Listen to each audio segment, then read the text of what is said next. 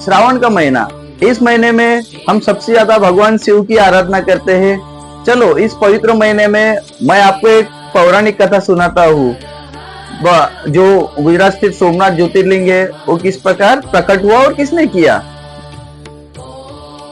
प्रजापति दक्ष, उनकी 27 कन्याएं थी। उन 27 कन्याओं का विवाह चंद्रदेव से किया उन्होंने, लेकिन चंद्रदेव उनको केवल एक ही कन्या प्रिय थी, रोहिणी नामक। वो देखकर जो 26 कन्याएं थी वो बहुत दुखी रहा करती थी। जब ज्यादा उनका दुख बढ़ गया तब उन्होंने उनके पिता से जाकर कहा, सारी व्यथा कही थी उनको कि पिताजी ऐसा ऐसा है, वो केवल रोहिणी उनके लिए प्रिय है, हमारी ओर ध्यान नहीं देते। तो प्रजापति दक्ष आके चंद्रमा को समझाते, चंद्रदेव को, कि आप ऐसा क्यों कर रहे हो, आपके लिए सभी एक जैसे होने चाहिए। बहुत मनाते, बहुत समझाते, लेकिन वे कुछ समझते नहीं है। आखिरकार प्रजापति दक्ष उन्हें श्राप देते हैं। उस श्राप के बाद चंद्रदेव का जो स्वरूप होता है, जो सुंदर दिखते थे, वो सुंदरता उनकी घटने लगती है, तेज कम होने लगता है।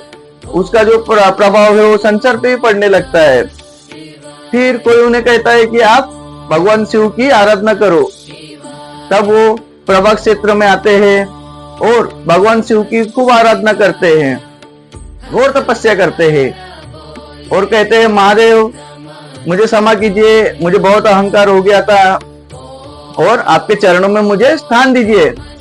एक दिन भगवान शिव प्रसन्न होते और ज्योतिर्मय स्वरूप में उनके सामने प्रकट होते हैं और उन्हें कहते हैं, देखो मैं तुम्हें पूरी तरह से श्राप मुक्त नहीं कर पाऊंगा, क्योंकि जो प्रजापति दक्ष है उनकी भी भक्ति मेरे लिए वही है और तुम्हारी भी भक्ति वही है, एक जैसी ही है। मुझे उनकी भी बात रखनी है और आपकी बात रखनी है।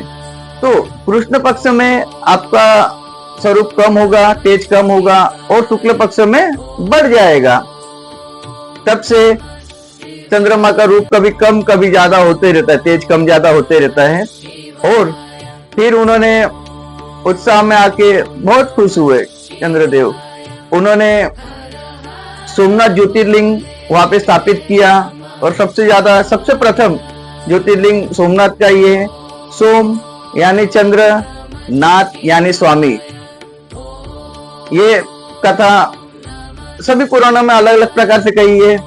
अगर मुझसे बोलने में कुछ गलती हुई होगी तो मुझे क्षमा कीजिएगा। मिलेंगे अगले वीडियो में, तब तक के लिए हर हर महादेव।